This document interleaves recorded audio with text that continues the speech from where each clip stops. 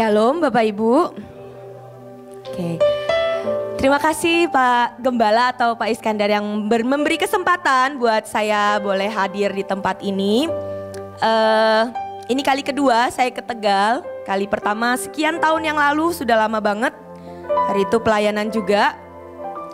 Oke, kenalan dulu ya. Karena saya pertama kali datang, biasanya kan kalau di persekutuan tuh ditanya siapa yang pertama kali datang. Saya angkat tangan. Saya pertama datang ke tempat ini dan saya bersyukur pasukan di kota Tegal luar biasa. Saya pikir kita akan ibadah seperti fellowship rumah, tapi ternyata pasukannya sangat banyak, sangat ajaib dan sangat luar biasa. Oke, perkenalkan nama saya Lydia Paili Wijaya. Saya menggembalakan di sebuah kota, di kota Bogor di Jawa Barat. Saya full timer juga di Bekasi dan menggembalakan sebuah pasukan, bukan gereja tapi sebuah persekutuan dan pasukan. Dan saya mulai melayani Tuhan mulai dari SMA kelas 3 sampai akhirnya di Jogja saya kuliah dan 12 tahun kuliah dan kerja sampai akhirnya menikah dan saya pindah ke Bekasi. Oke, hari ini Tuhan, waktu saya tanya Tuhan, hatimu apa yang mau engkau sampaikan buat tempat ini? Sebuah pesan spesial apa yang engkau mau sampaikan buat tempat ini? Dan ini yang saya mau sharekan. Saya akan putarkan satu buah video. Ini sebuah video singkat, cuma 2 menit kalau nggak salah, 2 menit sekian. Kita akan sama-sama lihat dan kita akan sama-sama belajar. Boleh diputar videonya? Tentang jalan Tuhan dan jalan kita, cara Tuhan dan cara kita. Bisa diputar? Oke. Kalau ada suaranya boleh? Oke.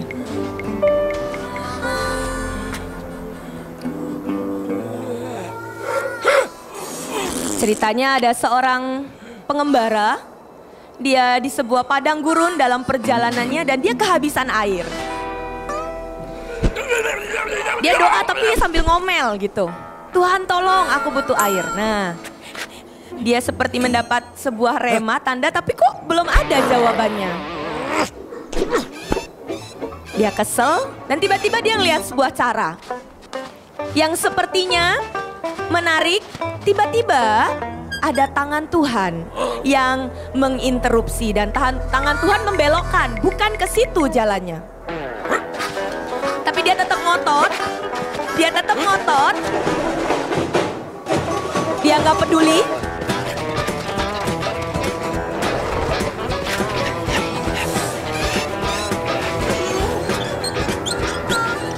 Dan Tuhan bikin gara-gara.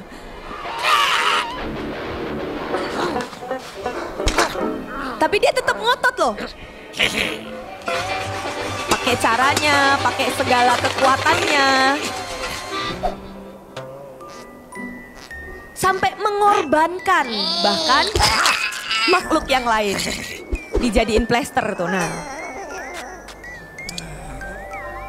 Dan iya, dia menerima 1 tetes air dari usaha kerja kerasnya. Dan dia mau bilang, bisa Tuhan dengan caraku? Dan Tuhan pun sedih. Padahal yang Tuhan sediakan buat dia jauh lebih limpah dan jauh lebih banyak. Dan oke, bisa di stop. Balik lagi ke PPT. Waktu saya nonton video ini, saya berpikir kadang-kadang saya atau kita, sebagian dari kita tuh seperti itu. Sama Tuhan itu ngotot minta ampun. Tuhan udah memberi tanda, Tuhan sudah memberi sign, tapi kita tetap ngotot. Buat kita, Tuhan, caraku, jalanku rasanya lebih baik daripada jalan Tuhan yang gak masuk akal. Dan di ujungnya kita pakai kekuatan sendiri, bahkan kita mengorbankan mungkin orang lain, mungkin saudara kita. Dan ujungnya mungkin ada hasilnya. Dan ketika hasilnya itu kita terima, mungkin kita berbangga dengan hasil yang kita lihat itu cukup memuaskan dengan semua usaha kita. Tapi sejujurnya dari pihak Tuhan, Tuhan gak pernah kasih cuman yang baik. Tuhan gak pernah kasih cuman yang cukup. Bagian Tuhan ngasih yang terbaik dan yang limpah.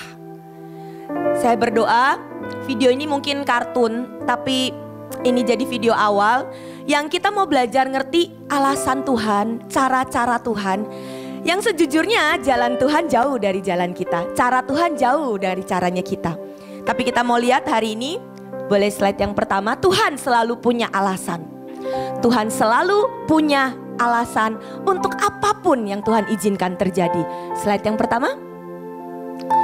Oke, next. Nah, dalam segala hal Tuhan selalu punya alasan. Saya bacakan ayatnya. Di Yehezkiel 14 ayat 23 sangat jelas dikatakan, lalu kamu pun akan mengerti bahwa segala tindakanku itu mempunyai Aku, Tuhan yang Maha Tinggi, telah berbicara. Ini firman Tuhan yang berkata, hendaklah setiap anak-anakku, setiap kekasihku, pasukanku yang kukasihi, mengertilah bahwa aku ini pribadi yang punya alasan. Aku bukan pribadi yang melakukan segala sesuatu tanpa ngitung.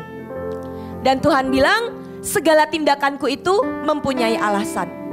Sekalipun mungkin kita belum mengerti kenapa ini harus terjadi, sekalipun kita belum mengerti, tapi belajarlah untuk trust bahwa pilihan Tuhan, keputusan Tuhan tidak pernah kalah, tidak pernah salah. Ini sebuah prinsip yang buat saya ini sebuah kebenaran. Sekalipun kenyataannya banyak hal yang gak enak. Kita mau belajar Tuhan punya alasan seperti apa. Next. Tuhan tuh pribadi, satu pribadi yang mencari alasan. Dia tuh cari celah, kalau istilahnya bahasa yang lain.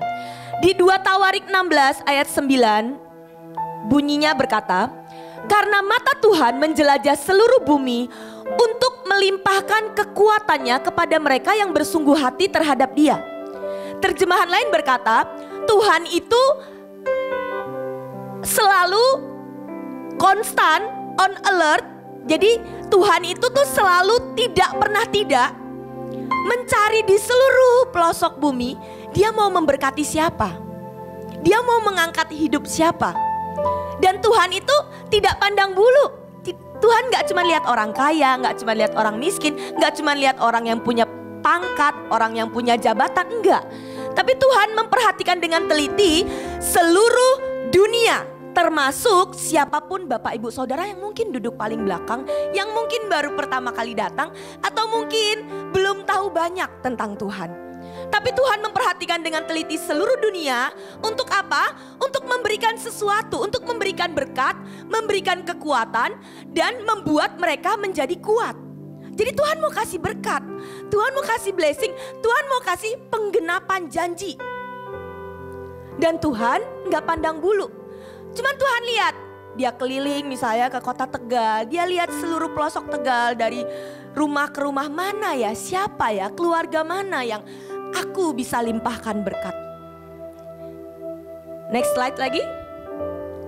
Sekarang kalau saya mau bertanya, kira-kira apa jawaban? Boleh jawab dalam hati.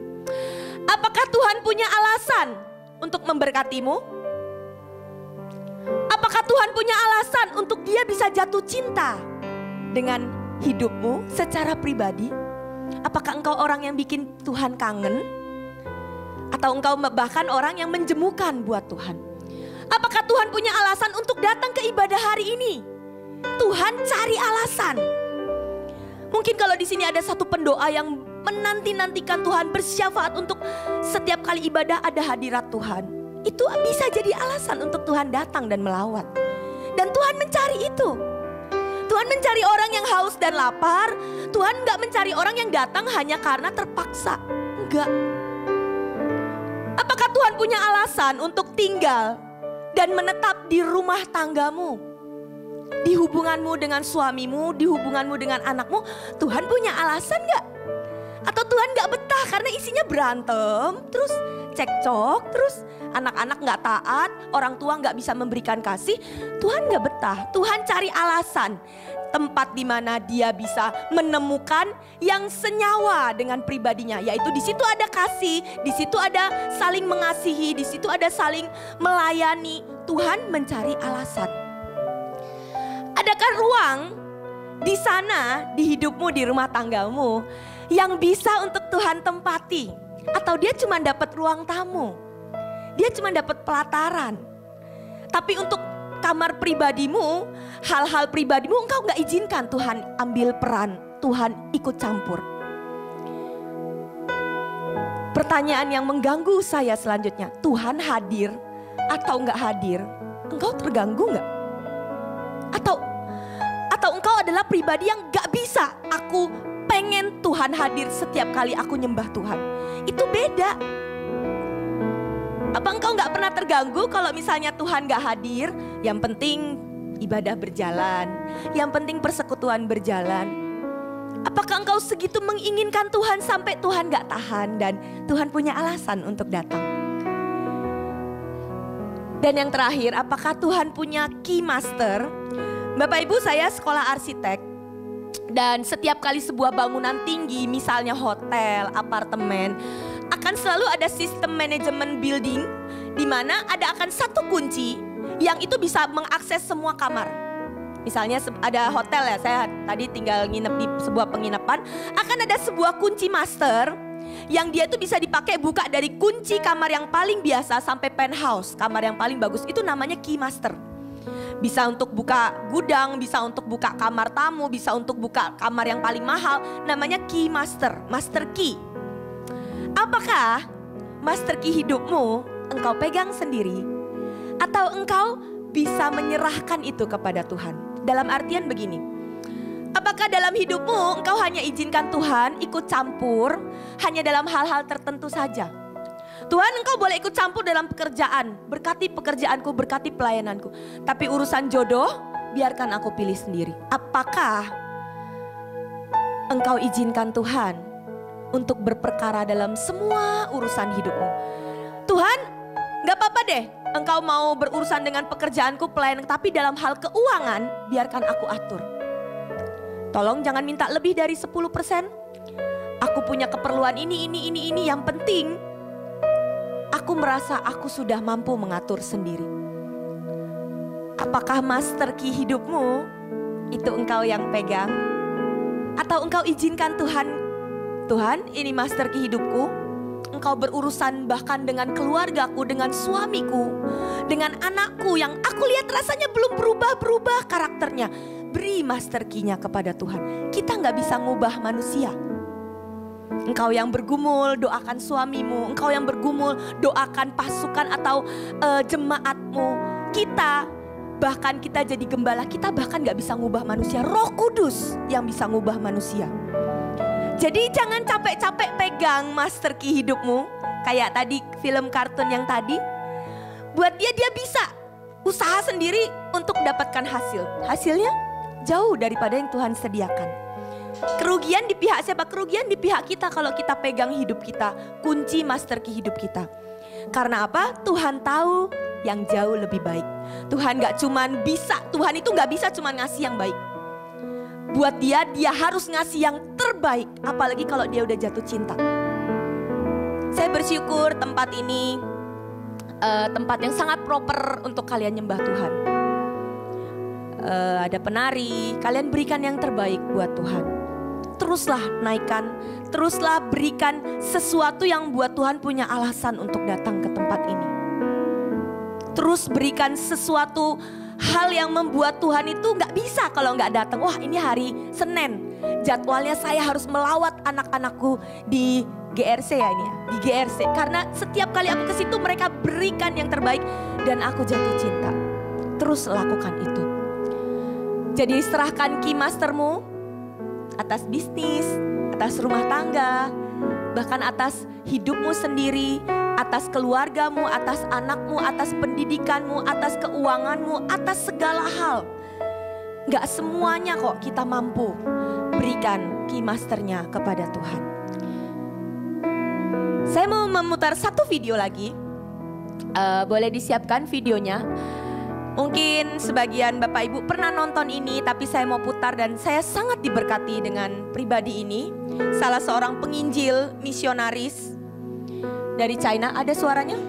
George Chen was converted in Shanghai and was called as an evangelist pastor. While pastoring 3 rural house churches, he was arrested and imprisoned for his 3rd time in 1968 for the so-called crime of preaching the gospel.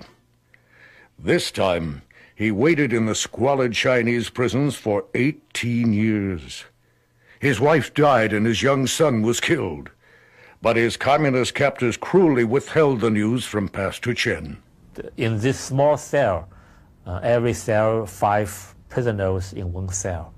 So you cannot lie down flatly. You have to incline your body and to lie down one by one. So it's a very small cell. And I was in the cell for 3.5 years. They transferred me from the prison cell, Shanghai, to central part of China, to the labor camp. The communist government put all Christian ministers in prison in a brutal effort to choke off the rapidly growing Christian population, which they saw as a threat to their power. As the years in prison passed, Pastor Chen received an ominous assignment from his Chinese prison guards to work in the prison farm cesspool. In those days, it was tantamount to a death sentence. He took precautions by coating his socks with rosin, resistant to the infectious water, and he prayed often for God's protection of his life. At times in that prison cesspool, he felt forgotten, forsaken, utterly alone. But within days, he discovered an amazing secret of survival. If I was not a Christian, probably I would die already in Shanghai, because the smell, maddening, the stench, so terrible. But I enjoyed to be alone, to pray to our Lord, to recite the scriptures, to sing hymns loudly when I work in the cesspool. And in those years, one of my most favorite hymns I used to sing when I worked in the cesspool, it was in the garden. I come to the garden alone, where the dew is still on the roses, and the voice I hear falling on my ears, the Son of God is closer. None other has ever known such joy, such sweetness, while I worked in the cesspool. I heard our Lord told me, I am His own. What else I expected? I was in the labor camp. I was in the cesspool. But at that very moment, the cesspool became my private garden. Pastor Chen feels grateful for the missionaries of yesterday and today. Today, the church grows so fast. It's the work of Holy Ghost. Yes, we consent. It is the work of Holy Ghost. But we never forget the missions and the missionaries, how they worked there, because where they sowed the seed, today, where there is the harvest. Where before there was mission or missionary based there, and where today there are Christians. And where there was no mission or missionaries based there before, today still unreached. They sowed the seed, and today we reap the harvest.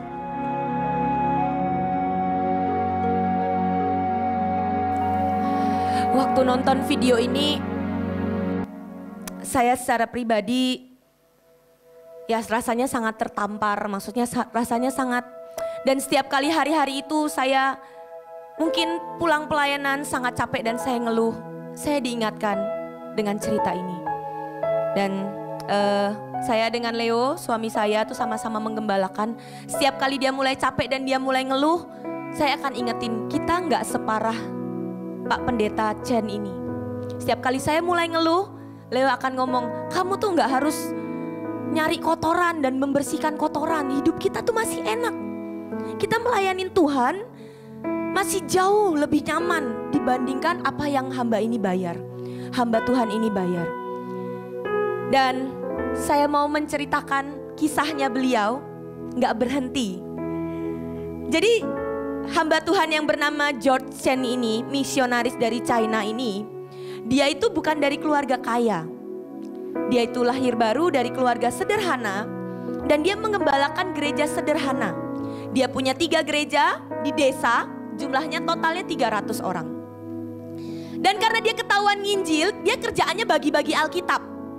Dia bagi Alkitab ke orang-orang yang mau mendengarkan Injil. Alkitab terjemahan bahasa China, bahasa Mandarin. Dan ketika ketahuan oleh pemerintah itu sangat keras hari-hari itu menangkap semua misionaris. Dan dia ditangkap dan dia masuk penjara ketika dia masih sangat muda. Ketika dia umur 28 tahun, itu masih sangat muda. Dia baru menikah, baru punya istri, baru punya anak 1. Dan dia masuk penjara. Dan di penjara di kota 3,5 tahun dia dipukulin, dia dipaksa untuk menyangkali Yesus. Tapi dia tetap bertahan dengan imannya. Dan karena orang penjara kesel, orang penjara bilang kirim aja dia ke penjara yang pinggir kota yang jauh lebih jelek. Jadi dia 3 tahun di penjara kota, sisanya dia di penjara total 18 tahun. Sisanya dia 15 tahun ada di penjara pinggir kota. Sama, petugas penjara bilang, kamu sangkal Yesus, ikutin aturan pemerintah, maka hukumanmu akan diperingan. Dia bilang, aku gak bisa sangkal Yesus. Aku sudah memberi diriku buat Yesus dan aku gak bisa sangkal Yesus. Oke, aku akan pindahkan kamu di sel yang paling ujung dan kamu harus kerja paksa di septic tank. Bapak Ibu di sini tahu septic tank? Ya, setiap rumah itu punya septic tank. Mungkin ukurannya kecil, tapi ini penjara, napinya 60.000 orang.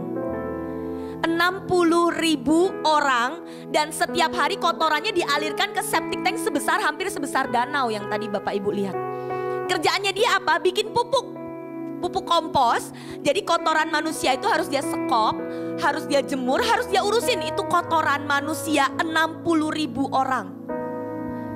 Saya mau bertanya, kira-kira kalau 60.000 orang buang hajat, baunya harum kayak bau sate batibul, atau baunya harum atau harum? Ada nggak kotoran yang baunya harum? Nggak ada. Mau makan sayur, mau makan daging, kotoran tetap kotoran, hajat tetap hajat. Dan 60.000 napi setiap hari dia berurusan dan ada di danau kotoran septic tank itu. Secara daging, secara manusia harusnya dia murtad. Sangat mudah untuk dia murtad. Tuhan, aku ikut Engkau. Aku gak bikin kriminal. Aku melayani Engkau Tuhan. Tapi kenapa? Kayak Engkau gak dengar doaku. Tapi hamba Tuhan ini membuat Tuhan jatuh cinta. Apa yang dia lakukan? Ketika dia ada di septic tank itu, tiba-tiba rohnya itu dipegang sama Roh Kudus. Tiba-tiba dia bisa melihat septic tank itu tempat di mana dia berurusan dengan kotoran 60.000 napi. Itu adalah private garden, taman pribadi untuk dia bisa nyembah Tuhan sebebas-bebasnya. Kenapa? Kalau dia lagi ada di septic tank, gak ada yang mau deket sama dia. Semua penjaga penjara itu gak suka karena bau. Jadi dia akan ditinggal jauh-jauh dan dia sendiri di kotoran manusia itu.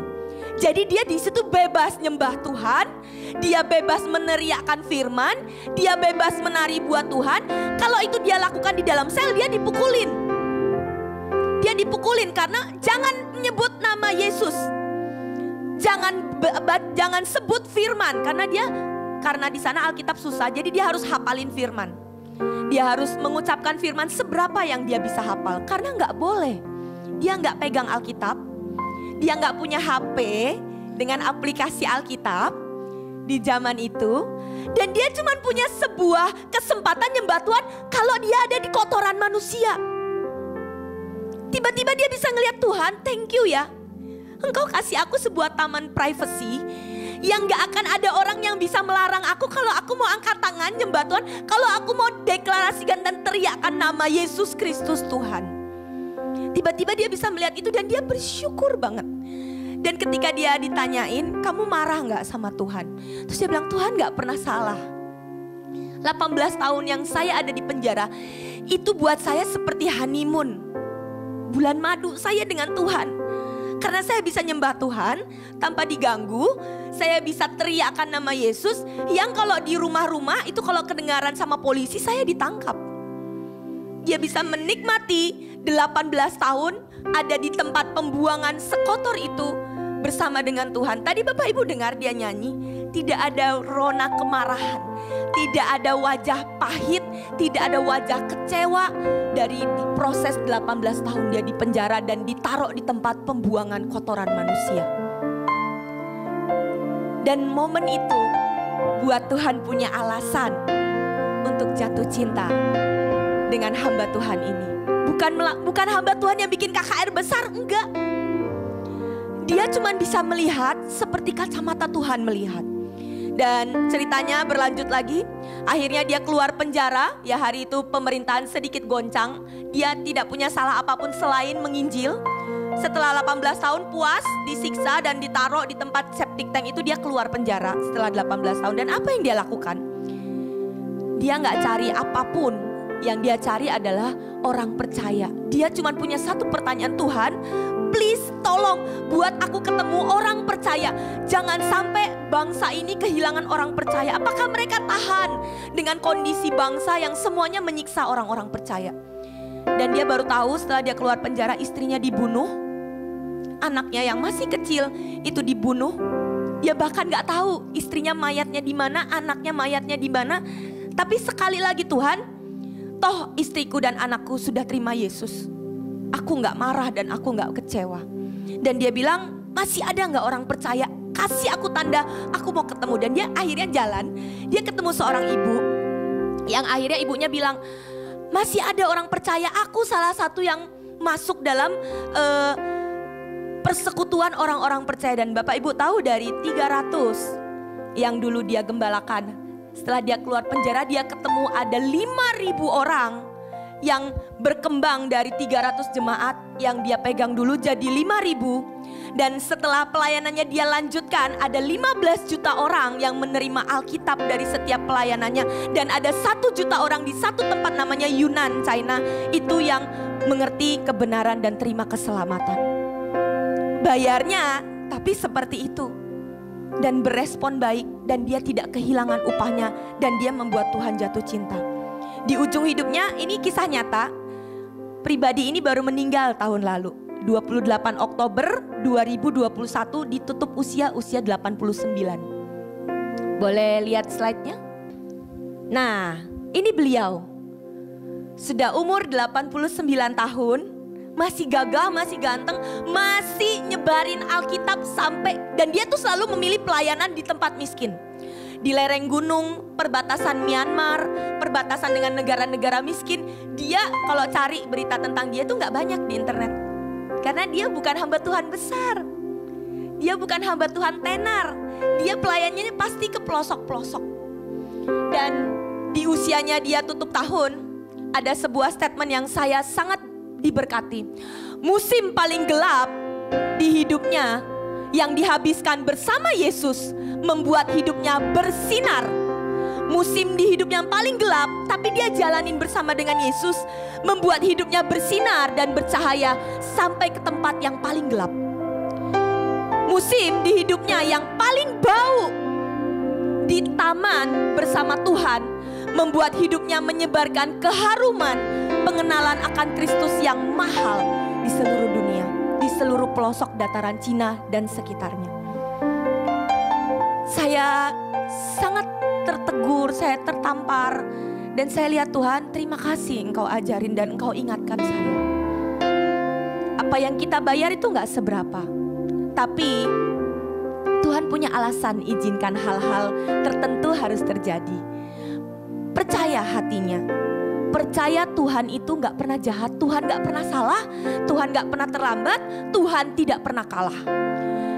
Itu sebuah kebenaran yang kita harus pegang. Karena ujungnya semua apapun yang terjadi Tuhan punya alasan. Asal kita ngerti aja Tuhan punya alasan. Boleh next selanjutnya. Tapi ingat Bapak Ibu, berkat Tuhan, ataupun peninggian, ataupun penggenapan janji, semuanya ada syarat dan ketentuan. Bapak Ibu di sini siapa yang menginstal aplikasi di handphone atau di komputer? Ketika mau install nanti ada syaratnya, panjang lebar. Terus baru kita centang, setuju, aplikasi apapun lah. Ada nggak Bapak Ibu yang baca syaratnya itu? Atau langsung aja centang gitu, langsung teraplikasi, langsung terdownload, langsung terpasang, terinstall. Nggak ada yang baca? Nggak ada yang baca ya? Itu hal yang sama dalam hidup kita. Tuhan punya janji kita akan diberkati. Di Ulangan, engkau akan diberkati keluar masukmu, engkau akan jadi kepala dan bukan ekor. Itu semua janji berkat Tuhan, kita semua mau. Saya mau, kita semua mau. Tapi ada syarat dan ketentuan, dan kita harus baca. Yang kita baca tentang hidup kita, syarat dan ketentuannya di mana? Di Alkitab. Kalau Bapak Ibu gak pernah mau baca Alkitab, gak bisa. Semuanya ada syarat dan ketentuan.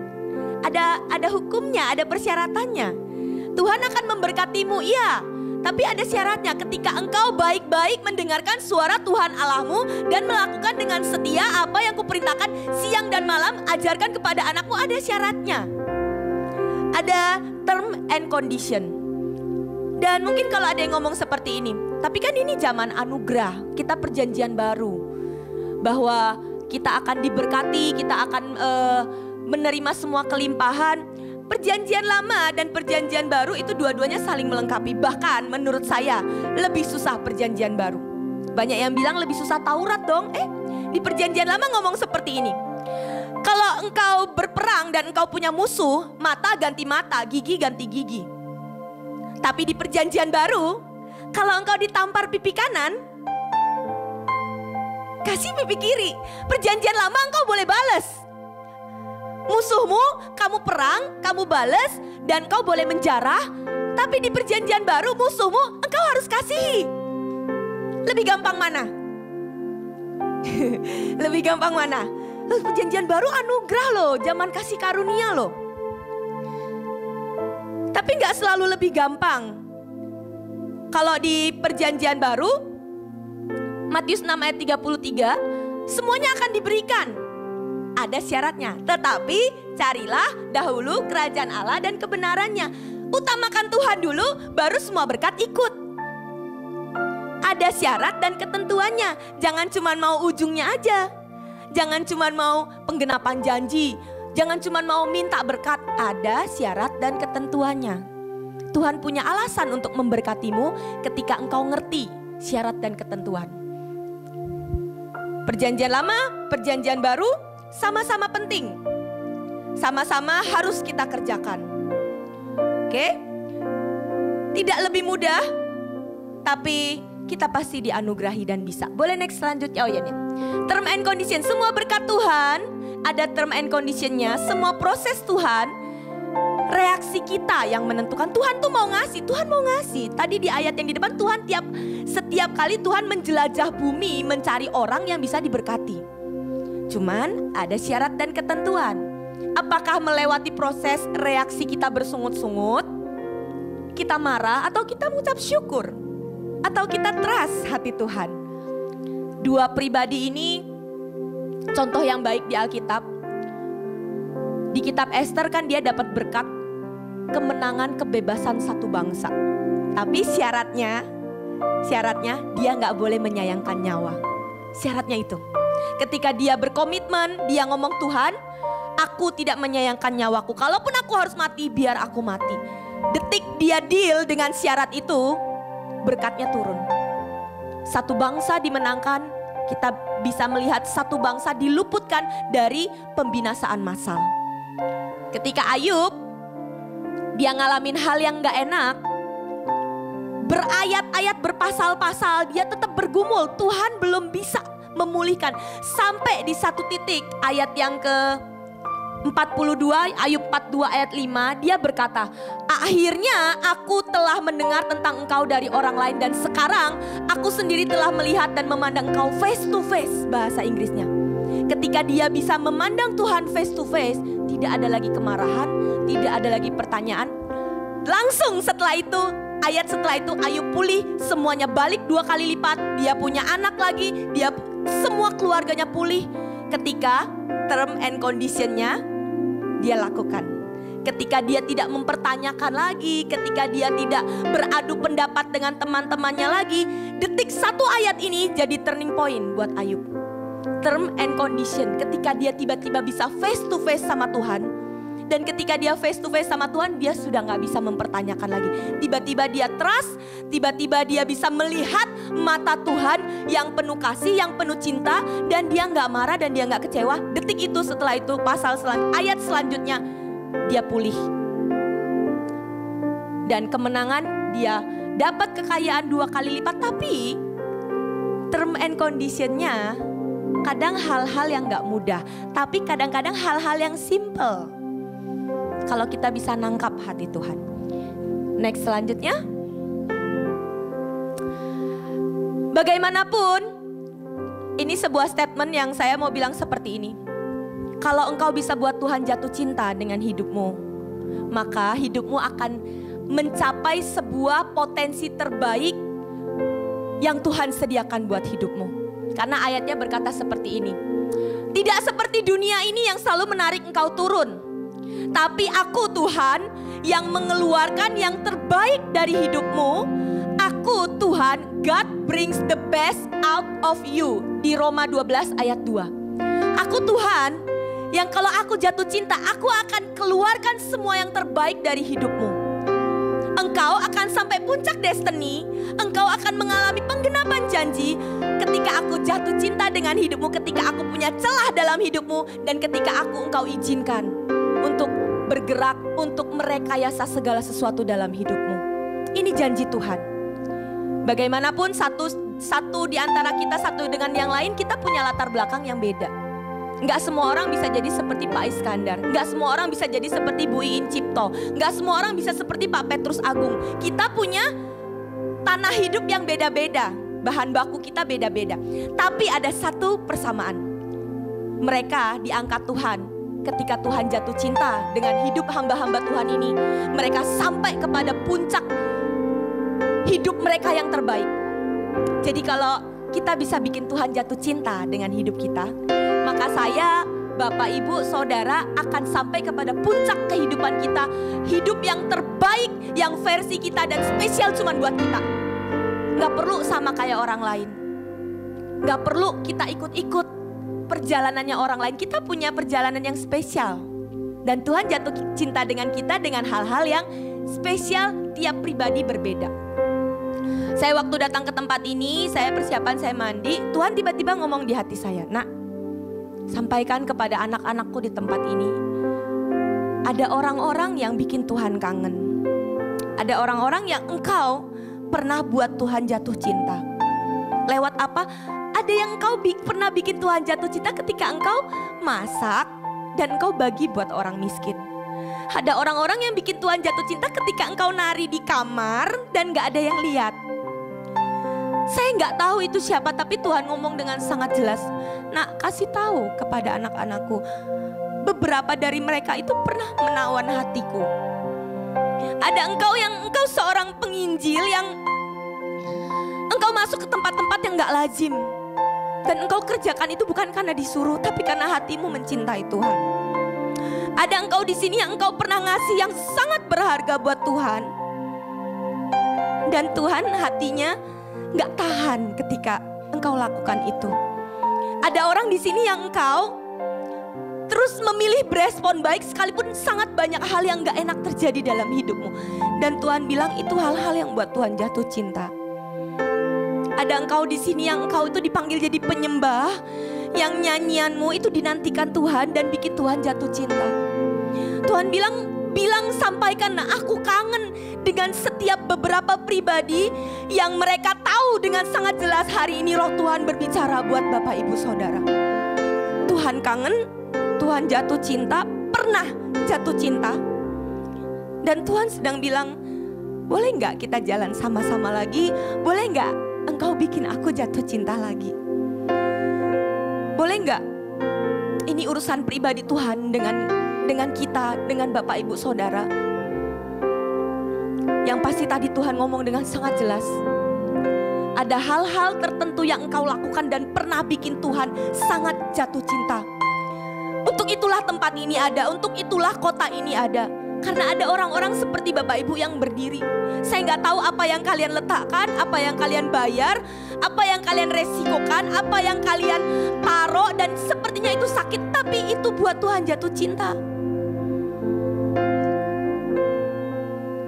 Dan Tuhan kangen. Dan Tuhan bilang, hari ini Tuhan kasih undangan lagi. Buat Tuhan jatuh cinta lagi. Tuhan punya alasan izinkan apapun terjadi dalam hidup kita. Apapun. Engkau yang menunggu anak, engkau yang menunggu pemulihan suami, engkau yang menunggu mungkin berkat untuk melunasi hutang, engkau yang menunggu mungkin kesehatanmu atau penyakitmu disembuhkan. Tuhan punya alasan. Mungkin hari ini septic tankmu adalah penyakitmu. Mungkin hari ini septic tankmu adalah kondisi keluargamu yang belum diubahkan. Mungkin hari ini septic tankmu adalah kemiskinan yang engkau berjuang. Atau mungkin hari ini septic tankmu adalah engkau lagi diomongin orang, disalah paham. Itu septic tankmu, mungkin Tuhan izinkan terjadi. Tapi bisa nggak kita melihat itu sebuah momen untuk kita berespon baik dan kita berurusan dengan Tuhan. Dan kita jadikan itu taman. Seperti yang tadi hamba Tuhan tadi lakukan. Buat dia itu adalah taman dan kesempatan untuk dia datang mendekat kepada Tuhan.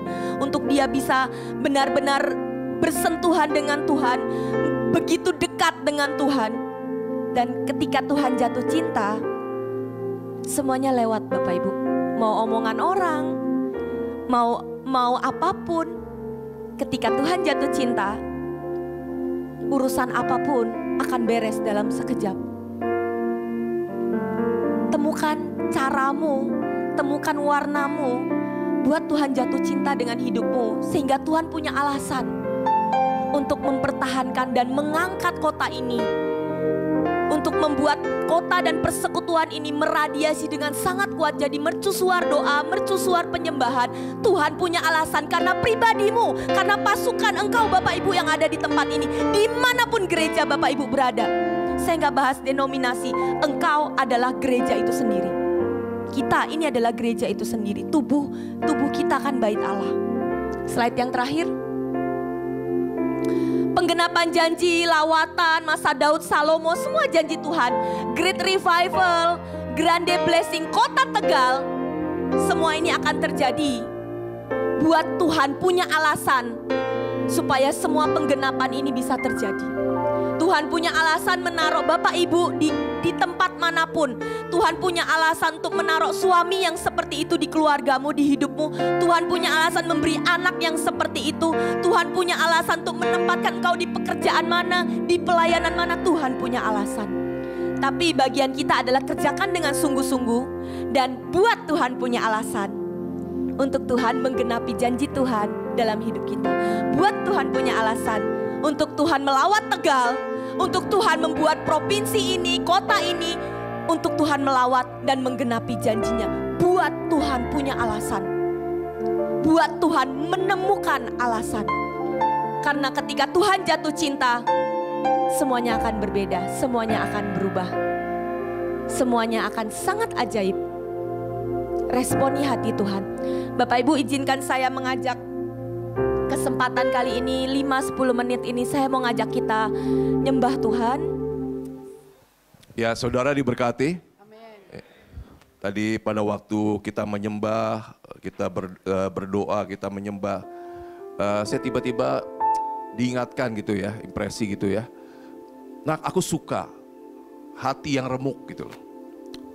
Ya bahkan begitu saya bilang, saya langsung cari apa ya, saya pernah dengar ayat ini gitu. Ya, dan kalau kita baca sedikit ya, kita baca sedikit ya. Di dalam Yesaya pasal 57, ya Pak, Yesaya pasal 57 ayat 15 ya, ayat 15. Saya bacakan Yesaya 57 ayat 15, dikatakan begini. Bapak Ibu, aku bersemayam di tempat tinggi dan di tempat kudus. tetapi juga bersama-sama orang yang remuk hati dan rendah hati, untuk menghidupkan semangat orang-orang yang rendah hati dan untuk menghidupkan hati orang-orang yang remuk. Saya bayangin Tuhan, apa sih yang dimaksud dengan remuk hati gitu? Remuk hati itu begitu kita menganggap kebenaran kita tuh gak ada apa-apanya di hadapan Tuhan. Ketika kita mau menanggalkan kebenaran kita sendiri, Tuhan, kebenaranku gak benar, hanya kebenaranmu yang sejati.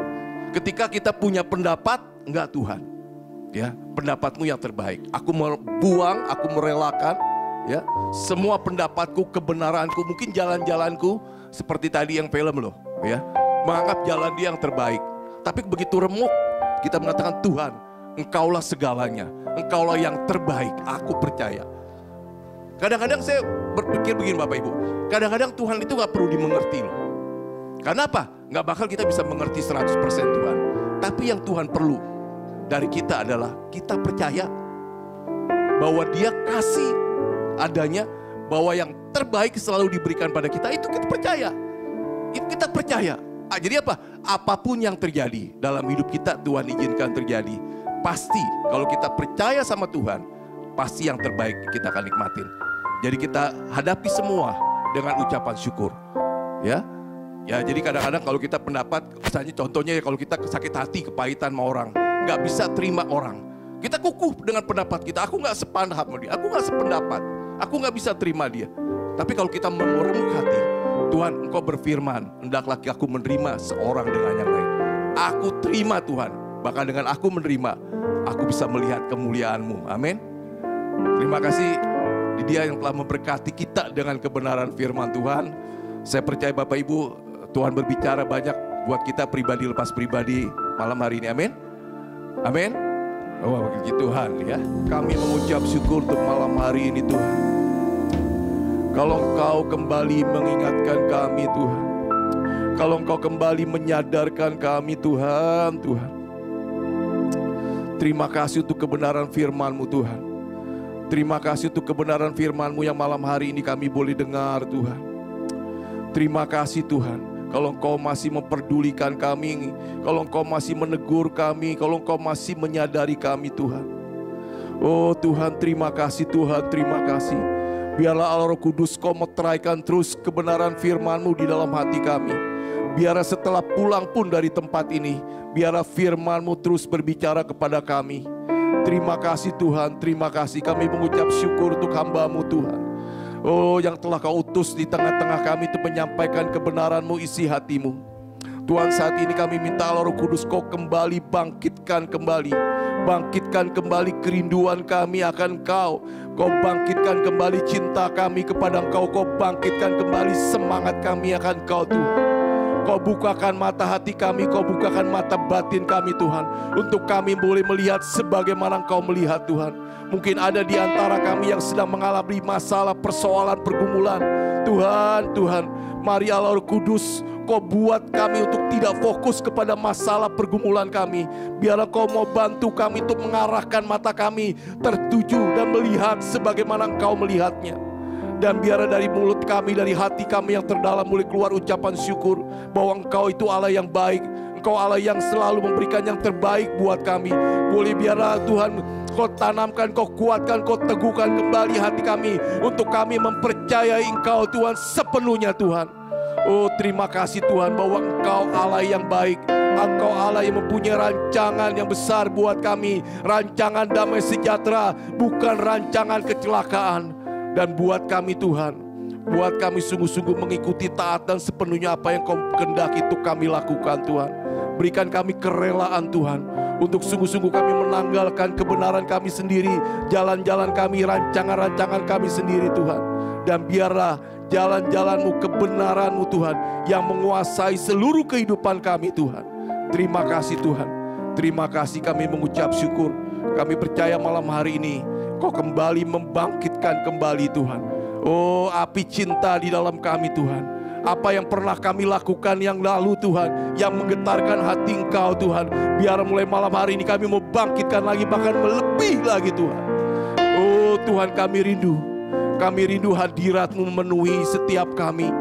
Hadirat-Mu memenuhi tempat ini Tuhan. Oh, kami rindu untuk hidup kami sepenuhnya Engkau kendalikan, Engkau kuasai, Engkau pimpin Tuhan. Kami mau buka hati kami sepenuhnya untuk Engkau Tuhan. Biarlah Kau terus selidiki hati kami Allah Roh Kudus. Kau bersihkan, Kau nyatakan bila ada sesuatu di dalam hidup kami yang Kau nggak suka, yang membuat Kau nggak nyaman tinggal di dalam hidup kami.